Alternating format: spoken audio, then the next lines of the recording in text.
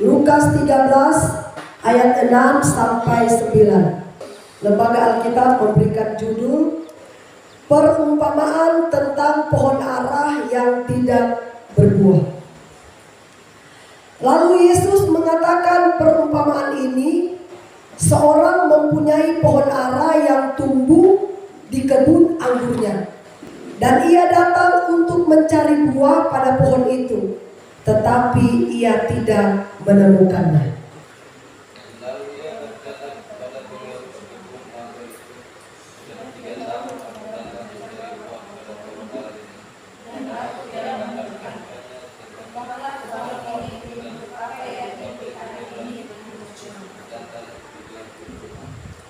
Jawab orang itu, "Tuan, biarkanlah dia tumbuh tahun ini lagi. Aku akan mencangkul tanah sekelilingnya dan memberi pupuk kepadanya."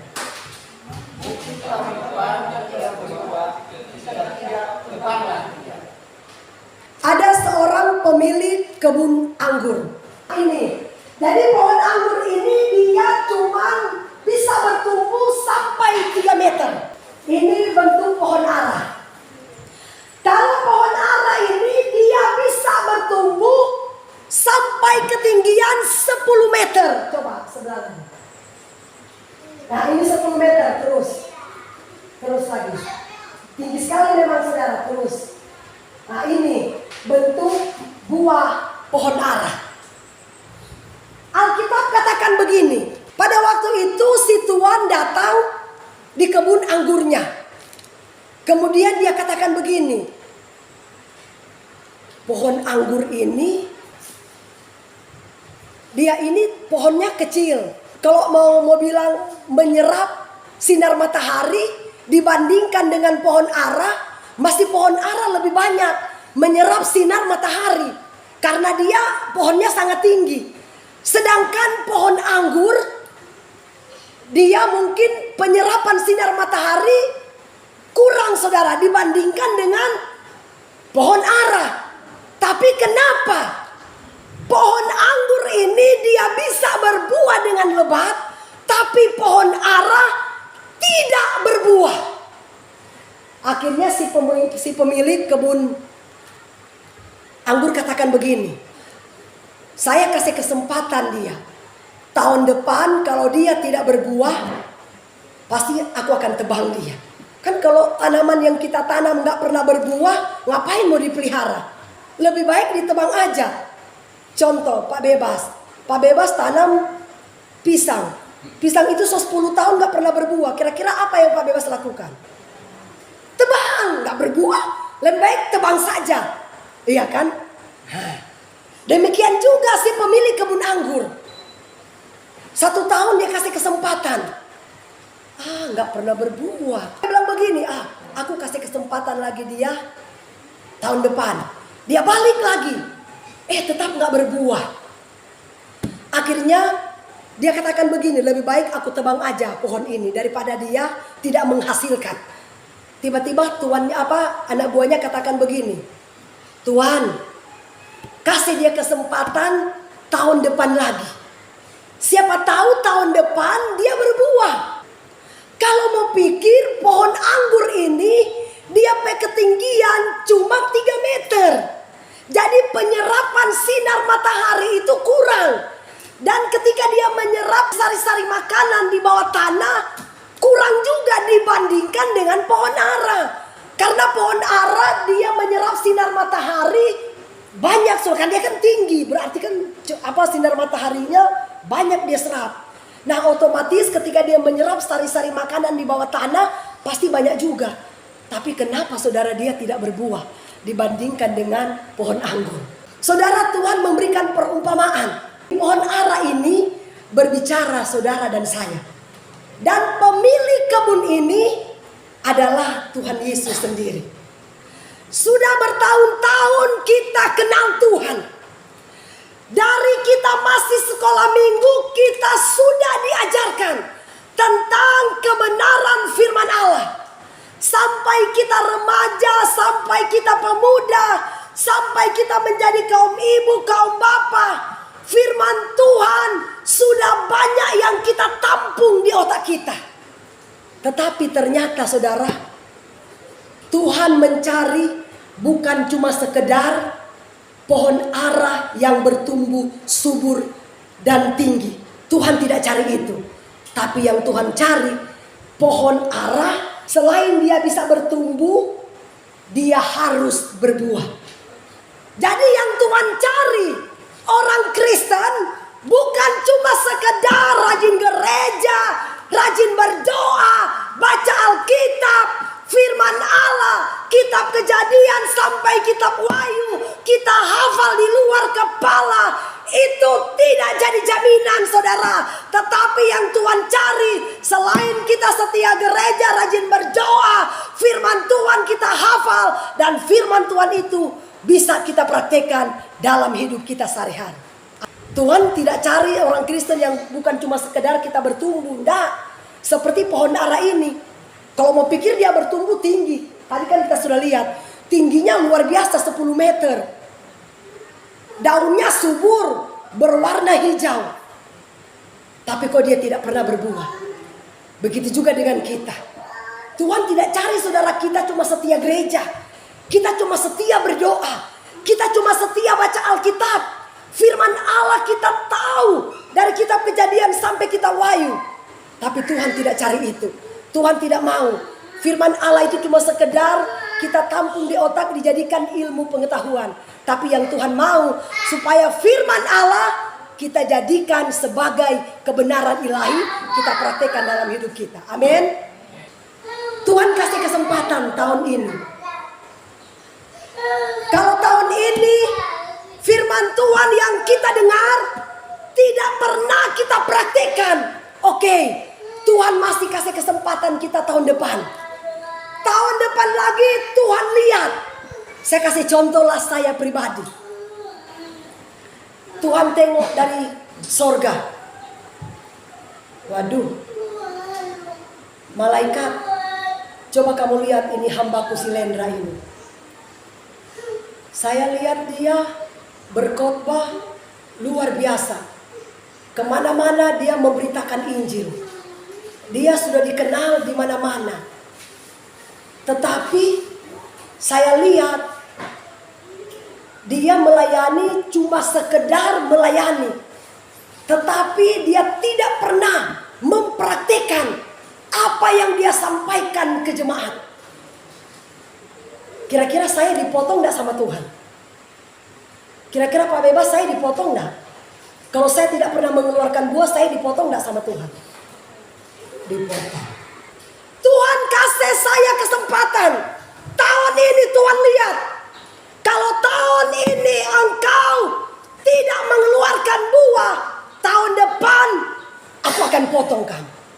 Jangan sampai itu terjadi buat saudara dan saya. Ada kesaksian seorang hamba Tuhan. Pada waktu dia belum menikah, dia setia gereja, setia melayani. Pengurapan Allah luar biasa kalau dia melayani. Satu ketika dia menikah. Dia menikah dengan kaum awam. Saudara, setelah dia menikah, rohaninya bukan tambah maju tapi kendor. Dia buka usaha, buka toko besar. Usahanya laris. Setelah usahanya laris, dia terlalu sibuk mengurus usahanya. Setiap kali dia bertemu dengan pendeta, Bu, kenapa tidak sembahyang? Aduh Pak, sibuk sekali soalnya di tokoku ini ramai sekali. Oh begitu ya. Minggu depan tanya lagi, Bu, kenapa tidak sembahyang? Aduh Pak, sibuk terus Pak. Aduh luar biasa ya. Akhirnya satu ketika suaminya diizinkan oleh Tuhan terkena penyakit kanker ganas. Saudara, penyakit kanker itu dari kepala sampai kaki dia rasakan. Apa yang terjadi saudara? Dia bertemu dengan seorang pendeta. Terus dia katakan, si bapak ini katakan begini, Pak pendeta, saya ini pingin sekali ke gereja. Tapi tubuh saya ini gak kuat lagi untuk ke gereja. saya nggak mampu lagi untuk berjalan. Terus pendeta katakan begini, selama engkau masih sehat, selama engkau masih bugar, selama engkau tenagamu masih fit, di mana kamu? Apakah kita cuma memberikan tubuh yang rusak kepada Tuhan? Setelah tubuh hari makin merosot, penyakit kanker mulai menggerogoti tubuh kita, baru kita mempersembahkan tubuh kita kepada Tuhan. Sudah tidak ada gunanya, saudara. Sudah terlambat. Selagi kita masih sehat, masih kuat, persembahkanlah tubuh kita kepada Tuhan. Amin. Karena Tuhan katakan, persembahkanlah tubuhmu, karena itu adalah ibadah yang sejati. Akhirnya apa yang terjadi, saudara? Bapak ini dipanggil pulang oleh Tuhan. Yang pendeta ini istrinya, tapi yang Tuhan izinkan sakit itu suaminya. Ketika bapak ini sakit parah, tokonya semakin hari semakin berkurang. Semakin saudara mau bangkrut lah. Karena apa? Setiap hasil yang mereka dapatkan cuma untuk pergi berobat. Akhirnya suaminya meninggal, dipanggil pulang oleh Tuhan. Tokonya sudah bangkrut. Istrinya mulai setia ke gereja. Saudara, bersyukur kalau Tuhan masih berikan kita kesempatan. Amin. Jangan sampai kesempatan itu Tuhan cabut. Seperti pohon ara ini Tuhan ancam. Kalau tahun depan engkau tidak berbuah, pasti aku tebang, pasti aku potong. Selama kita masih berguna di dunia ini, selama tubuh kita ini kita pakai untuk memuliakan nama Tuhan, Tuhan pasti berikan kita umur yang panjang. Tetapi kalau kita tidak lagi berguna di dunia ini, tubuh kita pakai untuk hal-hal yang tidak menyenangkan hati Tuhan. Tuhan bilang, lebih baik aku tebang dia daripada aku izinkan dia tetap tinggal di dunia ini. Gak ada guna. Tebang aja orang yang tidak berguna ini. Jangan pernah sia-siakan kesempatan yang Tuhan berikan bagi kita. Karena Alkitab katakan, banyak yang terpanggil, cuma sedikit yang Tuhan pilih. Biarlah kita menjadi bilangan yang sedikit itu. Tuhan gak cari Tuhan gak cari saudara kuantitas, jumlah, banyak orang, enggak. Yang Tuhan cari kualitas gereja yang dewasa, yang bertumbuh iman di dalam Tuhan. Amin. Coba kita buka dulu, ini ayat terakhir. Coba Yohanes 6 ayat 66 sampai 67. Saudara, pada waktu itu Yesus sedang mengajar murid-muridnya. Mungkin Yesus mengajar terlalu keras, menyinggung mereka. Terus apa kata murid-murid? Waduh, perkataan Yesus ini terlalu keras, nggak bisa ditelan, saudara. Akhirnya Alkitab katakan di ayat 66, karena perkataan Yesus ini terlalu keras, makanya banyak murid-muridnya tidak terima. Mereka pergi meninggalkan Yesus. Demikian juga hidup kita. Biasanya jemaat lebih senang dengar firman, berkat melulu ada, mau diberkati, mau Ibu Pendeta. Giliran kok Ibu Pendeta kasih firman keras, oh persetan Ibu Pendeta terlalu keras. Persetan kalau saya mau ibadah lagi. Saudara, saya kasih tahu, selama itu firman yang tertulis di Alkitab, terimalah dengan lapang dada. Amin. Kecuali bukan firman yang kami beritakan, saudara boleh kritik. Tetapi selama itu firman yang hidup yang ditulis di Alkitab, terima dengan lapang dada. Itu yang akan membuat kita menjadi gereja yang dewasa. Amin. Karena Tuhan menikah bukan gereja kanak-kanak, tapi Tuhan akan menikah dengan gereja yang dewasa, yang siap menelan firman yang keras. Sekarang saya tanya dulu, Pak Bebas kira-kira mau gak menikah dengan anak umur 5 tahun? Gak mau. Pak Bebas mau dia umur berapa? Sudah dewasa, iya kan? Gak mungkin, sama dengan Tuhan. Dia tidak mau menikah dengan gereja kanak-kanak. Gereja yang dikit-dikit tersinggung, dikit-dikit tersinggung. Aduh. Tapi Tuhan mau menikah dengan gereja yang dewasa. Amin. Dikasih makanan keras, puji Tuhan, itu untuk saya Tuhan. Itu untuk saya. Bukan datang firman keras, setan setiap hari Minggu singgung melulu. Sorga itu bukan tempat-tempat orang yang seperti itu. Amin.